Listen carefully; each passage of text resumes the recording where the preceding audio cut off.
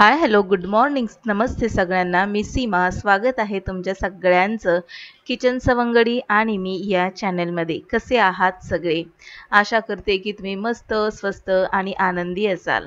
तर आता वाजलेले आहेत 5:15 म्हणजे 5:15 झालेले आहेत आणि आता इथे मी किचनमध्ये आलेली आहे. तर रात्री भाजी काय करायची म्हणून विचार करत होते आणि मग रात्री मी कडधान्य म्हणून वाटाणे भिजत घातले. तर त्याच वाटाण्याची मी आता उसळ बनवलेली आहे कुकरमध्ये. तर कुकर माझी कामं खूप सोपी करतो. 3 ते 4 शिट्ट्यांमध्ये भिजवलेल्या वाटाण्याची उसळ मस्त बनून तयार होते. तर पलीकडे भाजी बनून तयार झालेली आहे आणि इकडे आता मी पटापट चपात्या बनवून घेते. आता वाजलेले आहेत जवळपास 6 वाजत आलेले आहेत आणि आता इथे मी त्याचा नाश्ता वगैरे प्लेट तयार करून ठेवते. म्हणजे तो आला की पटकन म्हणतो की मम्मी मला खायला दे, नाश्ता करायला दे. तोपर्यंत मी हे प्लेटमध्ये काढून ठेवलं की मग बऱ्यापैकी ते थोडंसं थंड होतं आणि मग तो पटकन खाऊन जातो. नाहीतर मग गरमागरम खायला थोडंसं त्याला वेळ लागेल. म्हणून मग मी काय करते, थोडंसं प्लेटमध्ये काढून थोडंसं त्याला थंड होऊ देते. इथे आता लहान मुलाचा डबा भरून घेतले. त्याला देखील वाटाण्याची उसळ आणि चपाती दिली आणि उरलेली उसळ मी एका वाटीमध्ये काढून घेतली.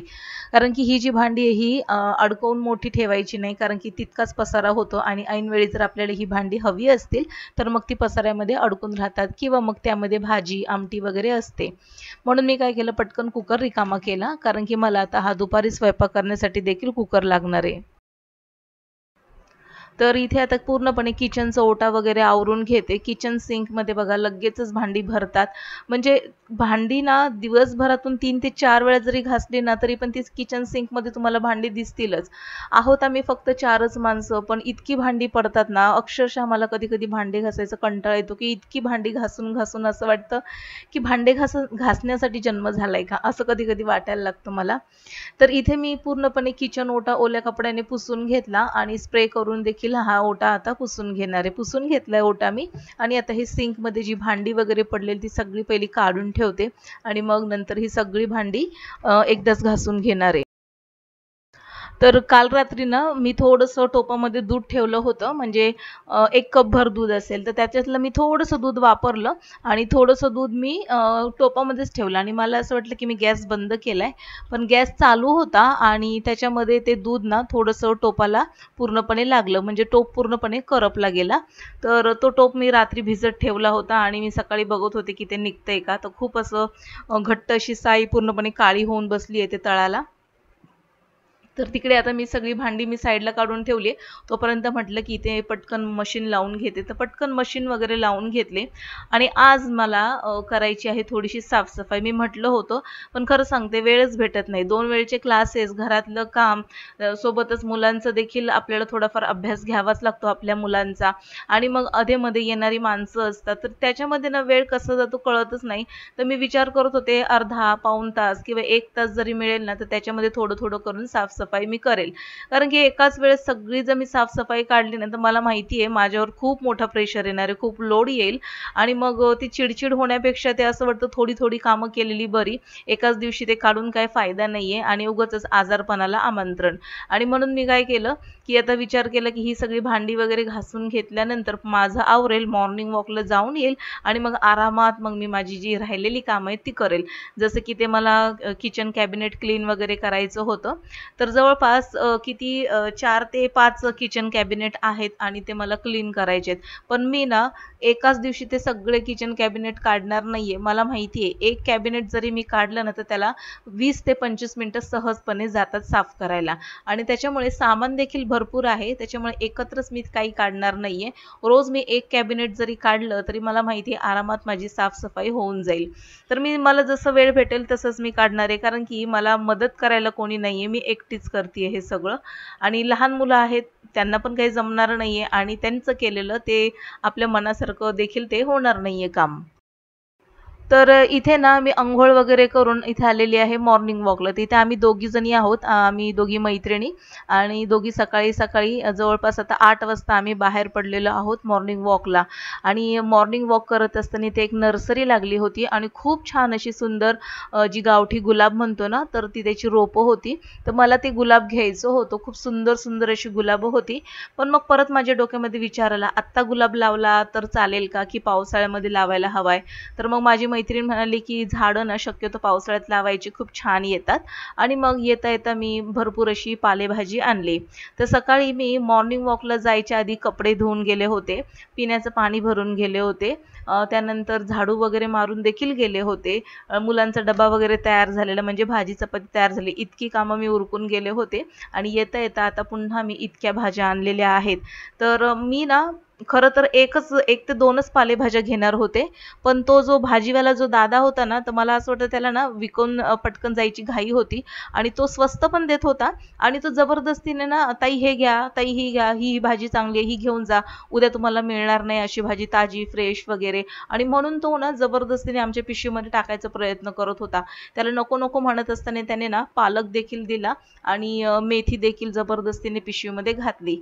आणि मग मी देखील म्हटलं, की भाज्या तर लागतातच आणि पालेभाज्या ना शक्यतो म्हणजे मी मार्केटमध्ये गेले तरच पालेभाज्या घरात येतात. नाहीतर मग यांना सांगितलं ना, की मग हे फळभाज्या आणतात आणि पालेभाजी एखादी कुठली आणली तर ती देखील व्यवस्थित नसते. म्हणून मग मी कधी मार्केटमध्ये गेले तर मग पालेभाज्या भरपूर आणते मी. आता त्या भाजीवाल्या दादाने तर जबरदस्ती करून मला 2 भाज्या तर दिल्या, म्हणजे घेऊन जा, घेऊन जा फोर्स करून. आणि मग मी देखील म्हटलं, की चला भाज्या तर खूप ताज्या फ्रेश आहेत आणि स्वस्त देखील दिल्या त्याने. कारण की कसं आहे, दुसऱ्या दिवशी होळी वगैरे आहे आणि माणसं मग जास्त पालेभाज्या वगैरे घ्यायला मागणार नाहीत. त्या भाज्या त्याला कसंही करून विकायचं होतं. म्हणून माझ्या सोबतीला तिथे जितके पण माणसं होती ना, त्या सगळ्यांना जबरदस्ती करत होत्या, हे घेऊन जा, ही स्वस्त आहे. तर मी तुम्हाला सांगते, ह्या सगळ्या भाज्या ना, म्हणजे मेथी मला 15ला मिळाली, पालक मला 15ला मिळाला, त्याच्यानंतर कोथिंबीर जी होती ती 20ला मिळाली मला, ती देखील 15लाच दिली त्याने. अशा करत करत मी जवळपास ना 60 ते 70 रुपयाच्या ह्या पालेभाज्या इतक्या आणलेल्या आहेत, सोबतच मिरच्या वगैरे घेऊन आलेली आहे. तर इतक्या पालेभाज्या आणल्या. मग आता म्हटलं, की आता ह्या पालेभाज्या निवडायला देखील खूप वेळ लागेल. आणि मग मी हातासरशीच काय केलं, आली किचनमध्ये, ठेवली ती माझी बॅग आणि लगेचच इथे मी सगळ्या भाज्या साफ करून घेतल्या आणि एक वेगवेगळ्या सेपरेट पिशव्यांमध्ये पॅक केल्या. आणि हा कचरा देखील डस्टबिन बॅग जी असते त्याच्यामध्ये भरून लगेचच बॅगमध्ये टाकून दिला. तर मला ना असं वाटतं, की मी बसून कामं जेव्हा करते ना, तर ती खूप स्लो होतात माझ्याकडनं. पण तीच जर मी कामं उभं राहून जर केली ना, तर पटापट पटापट ती माझ्याकडनं होतात. तर ह्या भाज्या जवळपास मी 4 भाज्या निवडल्या आणि कोथिंबीरची एक जुडी निवडली. आणि हे सगळं निवडायला मला फक्त आणि फक्त 15 ते 20 मिनिटं लागलेली आहेत. तर इतक्या झटपट मी भाज्या निवडल्या. तर इथे मी पालक निवडून लगेचच धुवून त्याची भाजी बनवली. कारण की आज ना मला असं मस्त तिखट झणझणीत असं पालक खायची इच्छा होत होती. तर इथे मी पालक बनवून घेतला. आणि जी कोथिंबीर निवडलेली ती ना, त्याचे देठं मी एक्स्ट्राचे काढले आणि ते पाण्यात भिजत घातलेले, धुवून घेतलेत मी, कारण की मला आलं लसूण कोथिंबीरची पेस्ट बनवून ठेवायची आहे. कोथिंबीर होती कोवळी आणि त्या कोवळ्या कोथिंबीरला भरपूर अशा काड्या होत्या. आणि म्हणून मी काय केलं, कोथिंबीरची पानं थोडीशी सेपरेट काढली काड्यांसहित, कोवळ्या कोवळ्या. आणि आणखीन जे एक्स्ट्रा कोवळ्या काड्या होत्या त्या सेपरेट केल्या. म्हटलं, की आलं लसूण पेस्ट बनवत असताना या काड्या आपण त्याच्यामध्ये टाकून द्यायच्या, म्हणजे कशी भाजीला खूप छान अशी चव येते. तर पुन्हा आता हे भाज्या वगैरे सगळं निवडलेलं, ही जी भांडी वगैरे पडलेली आणि माझं जेवण वगैरे झालं होतं आमच्या सगळ्यांचंच. मग आता म्हटलं, ही जी 2 ते 3 भांडी पडलेली आहेत पटापट मी घासून काढते. कारण की मग ही भांडी जर पडली तर मग संध्याकाळी पुन्हा भांड्याचा ढिगारा पडेल घासायला. आणि मग मला ना खूप नंतर तो ढिगारा बघून कंटाळा येतो. आणि ही जी सगळी भांडी जेवणाची आणि 1 ते 2 कप जे होते ते सगळे आता मी घासून काढलेले आहेत. सिंकमध्ये पुन्हा ठेवते आणि मग ते धुवून घेते आता. तर आता सकाळी एकदा मी भांडी क्लीन केलेली, आता दुपारी एकदा भांडी क्लीन करणार आणि चहाची भांडी ती सेपरेट पडणार आणि रात्रीच्या जेवणाची भांडी सेपरेट पडणार. मग कधी-कधी मी काय करते, चहाची भांडी घासायचा कंटाळा आला ना, मग मी ते 2 ते 3 कप तसेच ठेवते आणि मग रात्रीच्या भांड्यांसोबत घासून घेते. तर हा टोप बघा मी घासलाय पूर्णपणे काळा झाला होता तो दुधाचा टोप. तर घासून हा हा पूर्णपणे क्लीन केला आणि हे जे परात आहे ती मी साईडला ठेवली। हे किचन थोडंसं मी साफ करून घेते, कोरडं करते, कारण की खाली बास्केटमध्ये देखील भांडी पडलेली आहेत रात्रीची, तर तिला देखील मला लावायला वेळ भेटला नाही, तर मग ती देखील भांडी मी लावून घेणार आहे। तर त्याच्या आधी मी काय केलं, ती डबे जी होती ना घासून ठेवलेली, तर म्हटलं त्याच्यामध्ये पहिले एकदा सामान भरून ठेवते, म्हणजे हा जो पसारा आहे ना किचनमध्ये दिसतोय तो थोडासा कमी होईल। तर इथे ना मला माझा लहान मुलगा मदत करतोय। हे जे किराणा सामान भरलेलं ते मी बेडरूममध्ये ठेवलेलं, तर त्याला म्हटलं की मला ते एक एक पिशवी करून आणून दे, आणि तो मला आणून देतोय आणि पटापट मी या पिशव्या या डब्यांमध्ये ठेवून देते। या पिशव्या मी फोडलेल्या नाहीयेत, मला जेव्हा लागतील तेव्हा मी ते फोडते।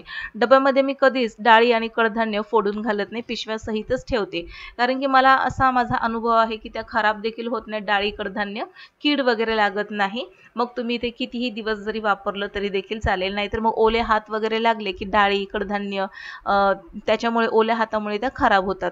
पटापट आता हे सगळं आवरलंय मी, आणि आता मला ते खालचे जे किचन कॅबिनेट आहे ते स्वच्छ देखील करायचे। कामं आली ना तर अचानकपणे एकेच वेळी चारही बाजूने भरपूर सारी कामं येतात आणि इतका लोड होतो ना, आणि ह्या अनपेक्षित कामांचा तिटकारा येतो खरंच। म्हणजे आज मी विचार केला नव्हता की मी भाजी फक्त एखादीच घेईल असं मी विचार केलेला, पण मार्केटमध्ये जेव्हा मी जाते ना तर मग तेव्हा त्या भाज्यांकडे लक्ष जातं आणि मग असं वाटतं की अरे ही भाजी घेतली पाहिजे, म्हणजे आपल्याला डब्याला द्यायला लागते, किंवा पालेभाज्या आहारामध्ये असल्या पाहिजेत।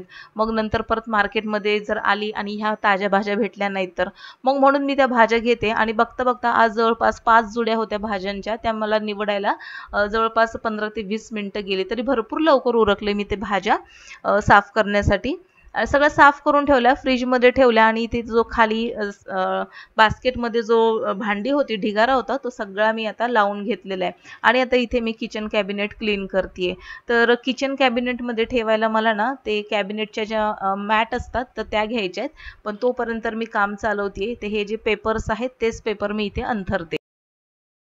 सकाळपासून नुसती घड्याळाच्या काट्यापाठीमागे धावतीये, म्हणजे घड्याळाच्या काट्यापाठीमागेच धावावं लागतंय असं वाटतंय। जर नाही धावलं तर असं सगळी कामं अशी पेंडिंग पडतील, आणि मग असं वाटतं की बापरे, इतका वेळ झाला आणि आपली ही इतकी कामं उरकली नाही, तर मग म्हणून पटापट पटापट मला ती सगळी कामं उरकावी लागतात ते। तर पहाटे लवकर उठलं ना की इतकी कामं सगळी होतात जास्तीची। तर आता वाजलेले आहेत जवळपास 2:30 वाजत आलेले आहेत, आणि 2:30 वाजता आता हे मी किचन कॅबिनेट क्लीन करते। म्हणजे तुम्ही विचार करू शकता की जेवण वगैरे होईपर्यंत मला 1:15 झाला होता। त्याच्यानंतर मी हे सगळं बाकीचं आवरलं आणि नंतर किचन कॅबिनेट केलाय, कारण की मग आधी जर केला असता तर पुन्हा एखाद दोन कामं पेंडिंग पडली असती। तर आता हे सगळं साफ करून घेते। आज मी फक्त एकच किचन कॅबिनेट करणार आहे, कारण की नंतर 4चा क्लास आहे माझा, आणि त्याच्या आधी मला थोडीशी 15 मिनिटं किंवा 20 अर्धा तास जरी मला झोप मिळाली ना तरी खूप आहे। मॉर्निंग वॉकला जेव्हा मी गेले तर तिथे मला 1 तास गेला, कारण की घरातून मी जेव्हा 8 वाजता निघाले होते मॉर्निंग वॉकसाठी, आणि घरी येता येता मला जवळपास 9:30 झाले भाज्या वगैरे घेईपर्यंत। म्हणजेच आज माझं जवळपास बाहेर 1.25 ते 1.5 तास गेलेला आहे। त्याच्यामध्ये जर मी घरी असते, म्हणजे जर वॉकला गेले नसते तर माझी बरीचशी कामं उरकली असती, पण वॉकला जाणं आणि तब्येतीकडे लक्ष देणं देखील तितकंच गरजेचं आहे। आणि मला ना वेळ भेटला ना तर मी शक्यतो वॉकला जाणं टाळत नाही, कारण की आता आपण आहोत या स्टेजला, वयाच्या 40व्या स्टेजला आहोत वयाच्या, तर आपण आपल्या तब्येतीकडे लक्ष देणं गरजेचं आहे। कोवळ्या उन्हामध्ये वॉक करणं कधीही चांगलं नाही, तर मग आपल्या ठराविक वयानंतर व्हिटॅमिन डी ची कमतरता, हाडं ठिसूळ होणं, असे सगळे प्रॉब्लेम्स येतात। आणि म्हणून महिलांना एकच रिक्वेस्ट आहे की आपल्या तब्येतीकडे लक्ष द्या। तर आजच्या व्लॉगमध्ये इतकंच, भेटू पुन्हा नवीन एका व्लॉगमध्ये, तोपर्यंत बाय बाय।